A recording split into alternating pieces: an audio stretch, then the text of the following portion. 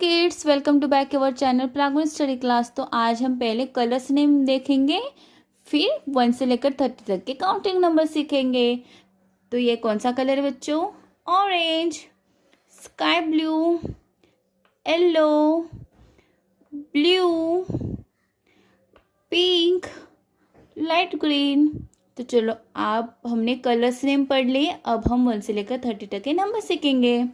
1 2 3 4 5 6 7 8 9 10 11 12 13 14 15 16 17 18 19 20 21 22 23 24 25 26 27 28 29 13।